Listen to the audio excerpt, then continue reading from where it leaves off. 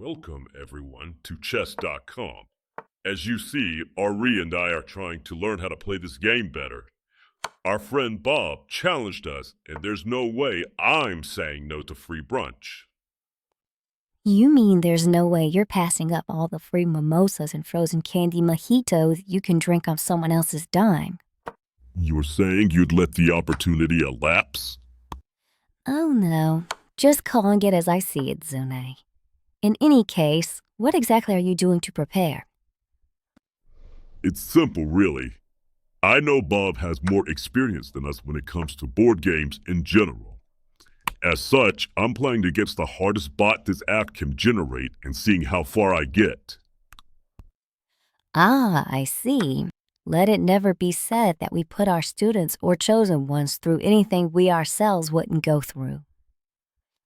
And let it also be known why this is the very first scenario candidates for the Master Challenge will face.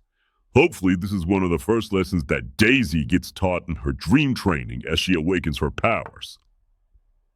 I'm sure Daisy is likely thinking about how she ended up in that treasure bed in the first place. For her embarrassing little mishap. Daisy was just taught that conventional magic, let alone the other forces at play in the seen and unseen multiverses, isn't as simple as merely reading from a cheat sheet or using a decent enough focus. Thanks to your intervention, perhaps Daisy will learn the right lessons in her dream training now. Much like inner energy and other sources of extra physical capabilities, this bot embodies the true spirit of the Master Challenge. We set what is, in most circumstances, an impossible series of challenges for those who qualify, not just to gauge their success, but to meticulously observe their failure. To see how they handle it, of course. Yes. Do they crumble under the pressure, or when faced with competent opposition? Do they lash out in frustration when a set of events that they don't like occurs? Or do they, like this bot, analyze their mistakes and adapt, even in the face of inevitable defeat? It's not necessarily about winning, Auri. It's about how one faces the unyielding certainty of loss, how they handle it when it's their turn to get reamed. So basically, we put people through hell to see if they're worthy of handling more hell later. I wouldn't quite say it's more hell later because there will be both easier and tougher challenges in our secret training afterwards if they prove themselves worthy. To say nothing of what they may face as their adventures then continue, whatever path they choose to follow. Really, it is about giving candidates a point of reference for what hell actually is. What it means to face impossible odds where they can't just always geek it out. Sometimes you lose because the other side was just better than you in that instance. Or maybe there were other circumstances and factors at play. Either way, it isn't always or even entirely a skill issue on your part. Indeed, that is what I wish more people would understand. And even if it is a skill issue is absolutely something that can be proved upon. Of course, there are those who do manage to overcome the impossible. Those rare, talented, gifted individuals who somehow manage to navigate the labyrinth and emerge victorious the first time. And it wasn't a particularly grueling set of circumstances for them to go through either. And that, Auri, is where the true intrigue lies. For them, the Master Challenge serves a different purpose, but still very similar in its intent. It's a test of grace and victory, of understanding that triumph in these initial trials merely signifies their capacity for such accomplishments. It is not the culmination, but rather a proving ground. So it's not about reaching a specific goal, but about demonstrating the discipline and resilience required to start the journey in the first place. Oh, any cocky hothead with way too much pride and ego can start the journey. But can they finish that journey, even if that means they have to crawl on their belly across the finish line? The Master Challenge, in its essence, is a barometer of one's emotional fortitude and mental constitution. It reveals not only if they can hold that L, but also if they can carry that W properly. I won't lie though. It is quite fun to observe how those who navigate the Master Challenge trials with effortless grace often stumble and rage when faced with even minor setbacks in the physical combat or spectral fortitude sections.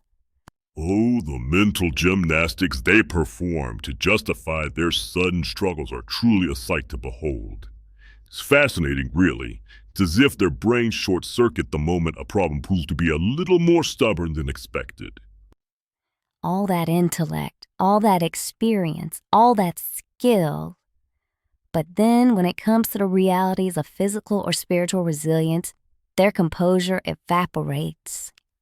My oh my, the excuses, the accusations, the temper tantrums. Meanwhile, usually it just came down to something really freaky simple that could have been avoided if they had just listened or did a basic read of the situation before they engaged.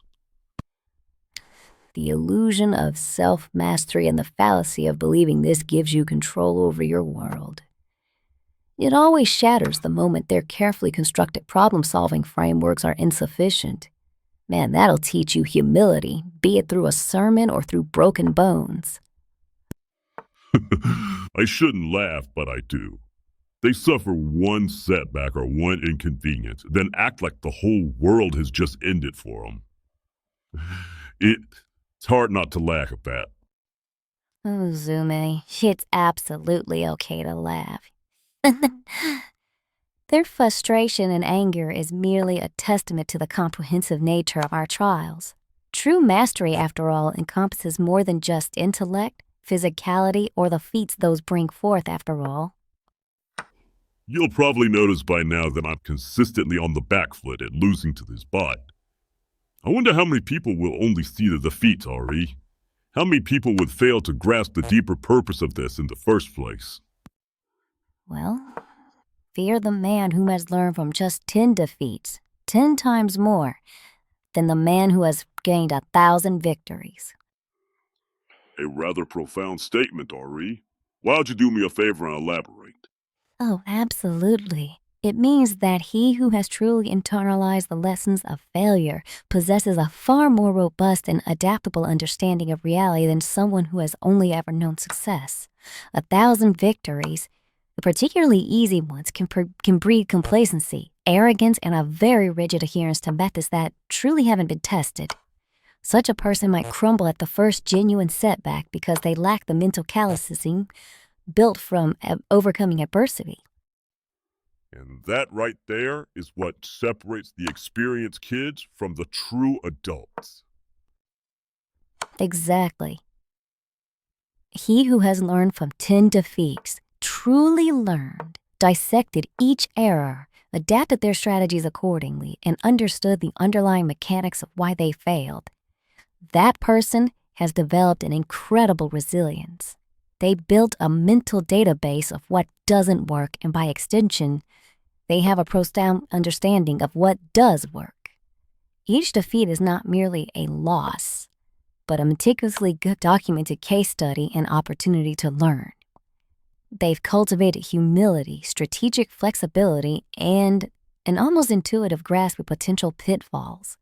When faced with a new challenge, they don't just rely on past triumphs. They draw upon a deeper, more painful, but ultimately more potent wellspring of wisdom derived from having faced and processed failure. Their victories, when they come, are hard-won and deeply understood, making them far more formidable than someone whose success might be attributed to favorable circumstances or just a lack of quality of opponents rather than true mastery. I'll say this. It's definitely been fun even though I've been getting beat. Now that we've plumbed the depths of defeat and found its true value, what do you say it's time we apply these hard-won lessons, Moving on to human opponents, how about that? I can't wait to see you prove me right, or how wrong you prove me. Either way, it'll be fun to see, Zume. Okay, allow me to get one more game in, and then we'll see how this goes. I wonder how long this will actually take. And when you really focus, how well you actually do. I think I'll be quiet after this.